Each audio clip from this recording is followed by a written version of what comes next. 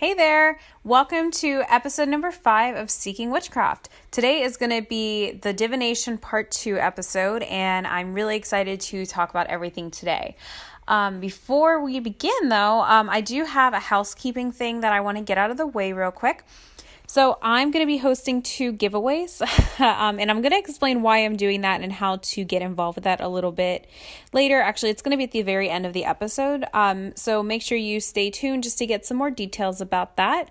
I also have some really exciting news to share with you guys about this podcast, but I'm going to discuss that at the end so we can go ahead and get started on today's topic because I do have a lot of things I want to talk about.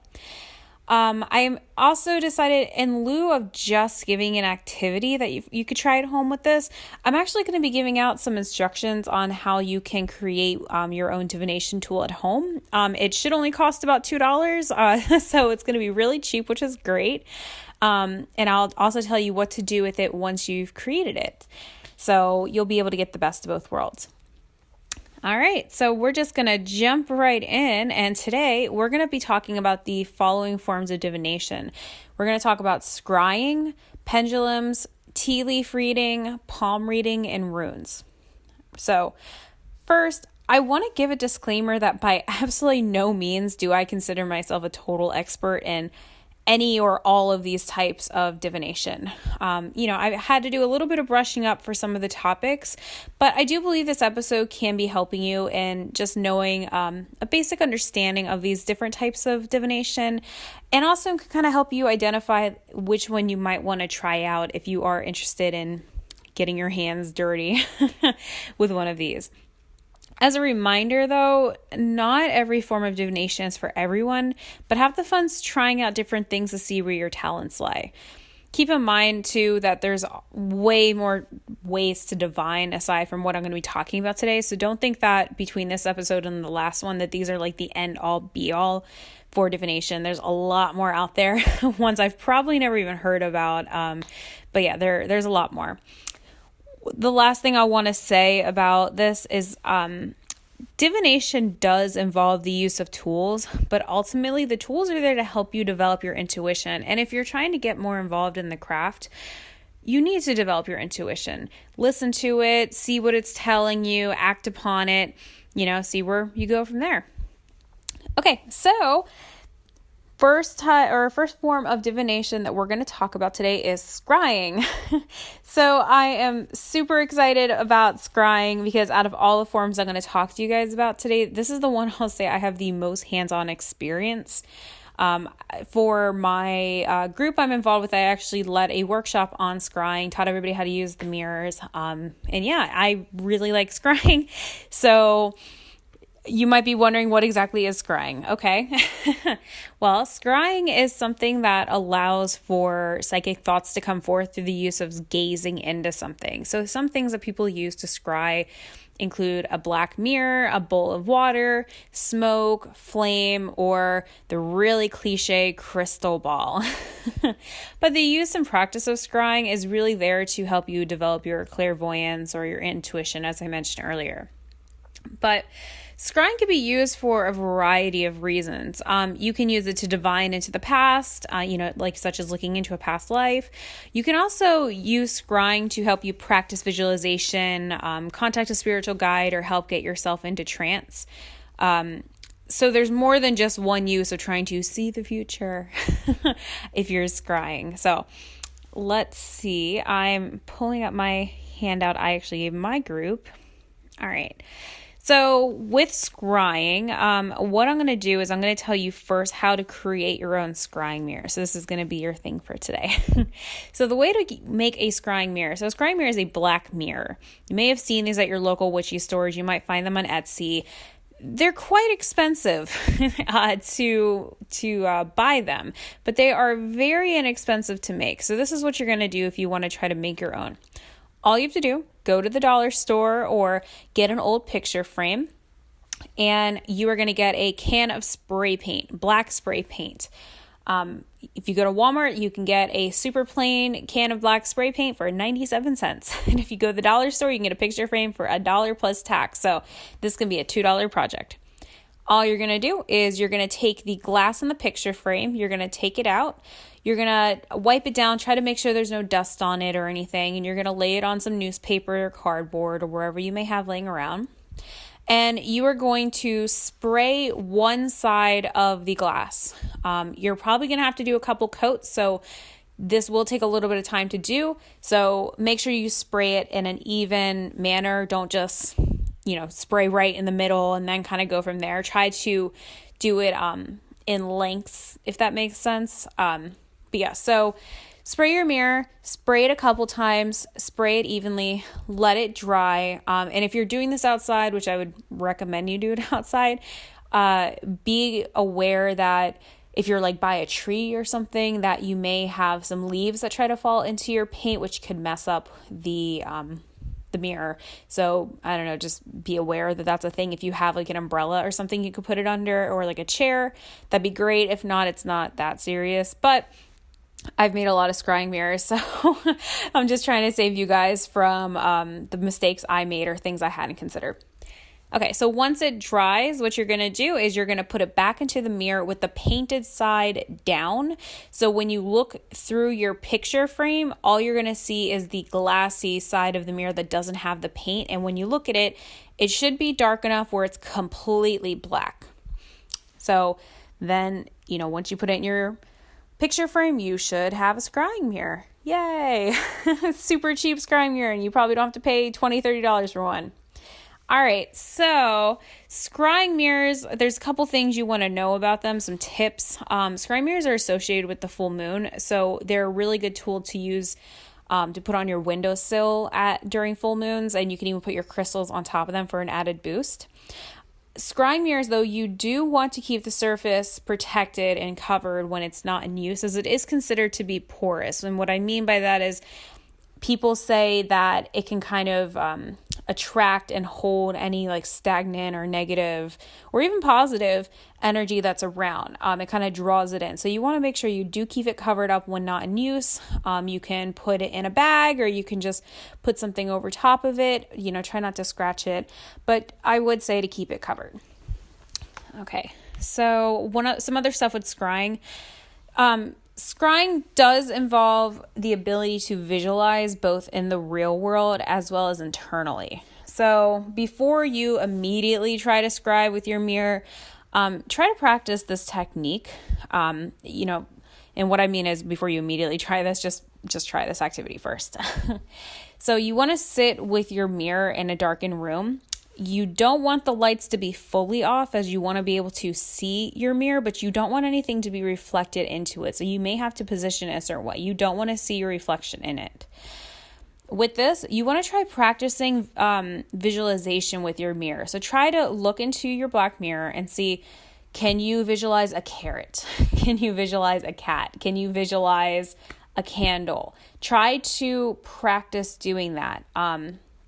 Try to imagine as if that item is directly out in front of you through your mirror, as if you can reach in and pick it up. I would say maybe start with something simple, like a simple object like an apple, or just trying to see if you can see the color green or purple or something like that. And then gradually move on to other objects that are a little bit more complex.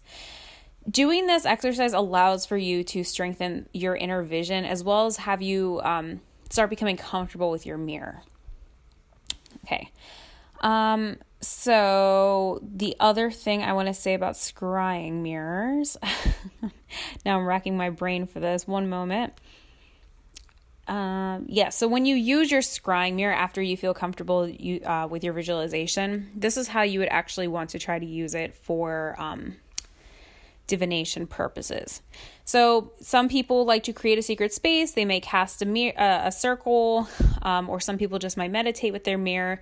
And you want to state your intentions for why you're using it. So you're going to do kind of what I mentioned earlier. You're going to place your mirror on some sort of surface where you can't see your reflection, but you can see the mirror. So you want to make sure your room is dark. Some people put a candle behind the mirror, or maybe behind them. I will say, if you are doing this by candlelight, your candle does flicker, so make sure that's not going to be something that bothers you. Another thing with candles, though, is that you can use an appropriate color correspondent, oh my goodness, depending on your desired use of the candle. So, for example, if you want to help develop or practice your clairvoyance or psychic abilities, you could use a purple candle that you have burning behind your mirror as you use it. If you want to get in touch with like a particular god or a goddess, you may use a candle that's associated with them. For example, a god associated with fire may prefer a red candle. So there's a lot of different things you could do. If you don't have all that, white candles are always universal, but yeah. So you sit in the room with your mirror, make sure nothing is reflected in it. So over time, your mirror kind of resembles what I would like to call the void, or maybe just a dark hallway. From there, you just want to stare into your mirror. You do eventually want it to become as if it is like a hallway in front of you, as if you can kind of put your hand through it and reach out and grab something, or like you can enter into another portal or something. It may take a little bit of time to work up to your mirror turning into something like that, especially if it's your very first time using it. So if you don't get that right away, don't be discouraged. This is a little bit more of an advanced technique for divination, but it is a very cool thing to do. The other thing is that if you don't have access to making a black mirror, you can also just use a dark bowl with some water in it. So if you have like a black bowl, just put some water in it. There's a lot of different things you could do. I think scrying is pretty cool because it helps you not only divine, but it can help you with visualization, and it can also help you get into a trance or a meditative state, which is always great to practice. So that's a little bit about scrying. Next up, we're going to move to pendulums. So you may recognize these if you've been to your local witchy shop. These are things that are long chains, and they usually have something pointed at the end. Usually a crystal, but it can really be anything, including a piece of metal or glass or wood, etc. Pendulums are used to ask a lot of yes or no questions. Some people also use their pendulums sometimes for healing purposes, but that is something we could talk about at a different time because that's not what today's episode is about. But they are used for more than just divination purposes. So the way to use a pendulum is you hold it in your hand, usually between your fingers, and a lot of people rest their elbow on like a table or something, and you ask it questions, usually yes or no questions. But I do want to say, as you may know, tools, especially if they have some sort of crystal with them, usually have their own personalities. You kind of got to figure out what that means. So this definitely applies to pendulums. When you're using one, you don't want to approach it with the fixed mindset of saying, okay, cool, I'm going to use a pendulum today. And if it moves back and forth, I'm going to assume that means yes. And if it moves up and down, that means no. That's cool and all, but you have to let the pendulum tell you what it wants to do. So to do this, what you'll want to do is, rest your elbow on the table, hold your pendulum up, and try to not make any movements and get it as still as possible, which is something in itself that may take some practice doing. Then you'll ask your pendulum, what do you want yes to mean? What do you want no to mean? It may take some time to get it to respond to you and your energy. And I would say if you can't get it after a couple minutes, I would want to say 10 to 15 minutes, but I realize that's a really long time to stand or to sit at a table with a pendulum in your hand. Put it away after what you think's been a good amount of time and try again another time. I'd also recommend putting it next to you as you sleep so you and your tool can bond a little bit better. But once it does start moving, I would start testing it out by asking it questions that you know the answer to, such as, do I own any pets? Do I work on Tuesdays? Things like that. See if it responds the way that you want it to respond. On a personal note, I do own about 2 or 3 pendulums. I love the way they look. I think they're really cool tools. But try as I might, they really just don't vibe with me, which is really unfortunate. So I'll say, don't feel so bad if pendulums end up, or if any of these divination tools end up not being the one for you. I really like scrying, but pendulums and I just, unfortunately, it's not going to happen. I'd also say that if you are getting a pendulum with a crystal, which I would recommend a crystal one, make sure you do some homework on the crystal it's actually attached to it. just giving kind of a lame example, but you'll get the point. You don't want to get one that has a rose quartz, which is usually aimed towards like love. If the only questions that you're trying to ask it in the moment are things that are like negative ones, like, hey, what's my enemy, or like, what's my ex-boyfriend doing? If you don't like your ex-boyfriend, you don't want to be using a correspondent of a certain type of energy if that's not the energy you were trying to tap into. So I'd recommend getting a neutral stone, just as maybe a regular quartz or even an amethyst, which could be protection, which is always great to have. But yeah, see what works for you. And good luck with pendulums. If that ends up being your thing, that's awesome. Please tell me about it, because I cannot get mine to like me. All right, next we're going to talk about tea leaves. So tea leaf reading involves the use of loose leaf tea. So if you're thinking to yourself, oh, awesome, I have tons of tea in my cabinet right now, I want to say that if you have just regular tea bags, there's a chance that might not actually work for tea leaf readings, unfortunately. But, if that's all you have, then try it. The issue with the tea bags is that when you do a tea leaf reading, you want to use tea leaves that, they have been ground up, but you don't want them to be finely ground up, because that can cause them all to stick together. And as I go on and explain how to do a tea leaf reading, you'll see how that could be a problem. So if you buy the loose leaf tea, such as Tivana when they were still in business, what they used to sell, or David's tea, like things like that work great. But if you can't do that and all you have are your tea bags, work with what you have, see if it works. Not all companies make their teas finely ground, so you might be able to get away with it, but just keep in mind that you do usually want to use a leaf that is a little bit bigger than finely ground. So what you'll do is pretty simple when you're doing the tea leaf reading. All you'll do is you will put the loose leaf tea in your cup, add some water, let it steep, and during all of this, you want to think of the question that you're asking. So, for example, you could be saying, am I going to get that promotion? So just keep that in mind, especially when you're drinking it. So after a couple minutes, once it steeps, I'd probably say about 3 minutes or so, drink the tea, but make sure you leave a little bit of liquid at the bottom, just enough so that the tea is able to stick to particular areas of the cup without all sticking to itself. One thing to keep in mind if you're doing a tea leaf reading, because when I did it, I didn't really consider this. I really like tea, but when you're using loose leaf tea, you're most likely going to drink a good portion of it and it's going to get stuck in your mouth, which is unfortunate. So if you're doing this, I would say don't use the biggest mug that you have in your house and fill it up all the way to the top with water, because it's going to be unfortunate if you have to spend a lot of time trying to choke down tea leaves in your mouth. So try to use a smaller cup. Don't use a ton of water unless it is just a small cup you want to, fill up to the top. But yes, keep that in mind, as some people do have a texture thing. I don't have a texture thing, but even this was a lot for me. So just prepare yourself for that possibility. Okay, so after you drink the tea, there's a tiny bit of liquid at the bottom of the cup. You're going to go ahead and read it. So there's a lot of different ways that people read tea leaves, but this is how I like to do it. I like to swirl the cup in a clockwise motion 3 times just to kind of spread the tea out a little bit more. And then I'll go like this. Some people like to look at their tea leaves and see if they can see some imagery at the bottom of the cup. But I think the easiest way to do it is to treat your teacup as if it's a clock that represents a calendar. So there are 12 months in a year and there are 12 hours on a clock. So if you take the handle and you have that up, so that would be 12 o'clock, and that would be December. 1 o'clock would be January, 2 o'clock would be February, so forth, or so on and so forth.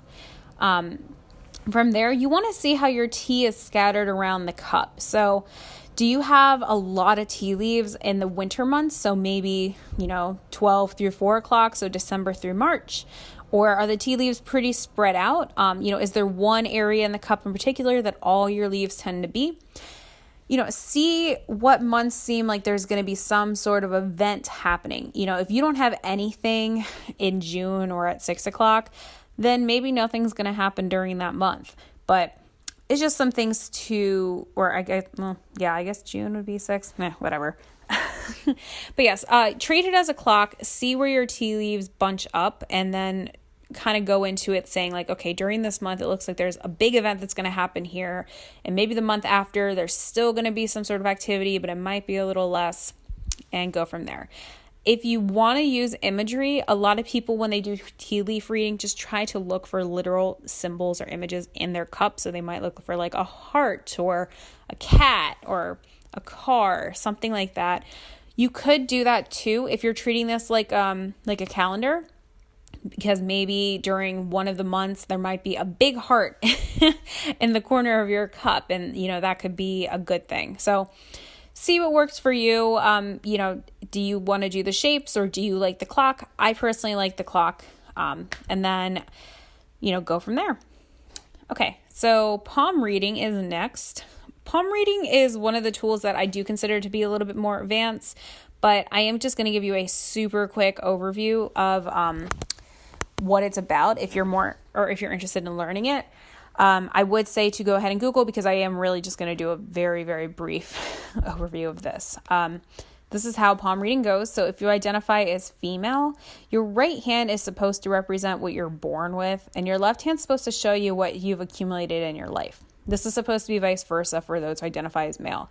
But another way that people read their palms is by doing it by their dominant hands, where their dominant hand is the one that's representative of their present or past life, and their non-dominant being their future. Really, there's a lot of debate on how people view this, kind of like every form of divination or witchcraft literally ever, in case you haven't noticed a common theme here. But do what feels right for you. And that's kind of how this sort of thing goes. All right, so when you're looking at your palm, you have obviously a bunch of different lines through it, but there's 4 major lines that palm readers look for, and these lines represent the heart, head, life, and fate line, but not everybody has the fate line. Palm readers will look into the way that these lines are shaped or positioned in order to determine your past or future self. Because there's so many variations out there of how the lines in your hands can be, I'm just going to kind of leave it at that, because you can look up where the heart line is, if it's really high up or if it's squiggled. Those can all mean different things. And a lot of websites say different things. I don't know. I'd recommend maybe buying a book on palm reading if this is something you want to get into. Get one with some good reviews and go from there. But it is a little bit more advanced just because there are so many variations that you can find when you're doing this. All right. The last form of divination I'm going to talk about are rune stones. So rune stones are stones, obviously, that have, sorry, I'm a little saucy today. They have this specific alphabet on them that's supposed to help you identify an answer to whatever question you're trying to ask. And don't worry, I know the alphabet on them is a little intimidating to see at first, but you can always look up the meaning of the stones online, or sometimes they come with a book that says it. But runes generally all use the same alphabet, so it won't be as complicated to look up what they mean as what you may think.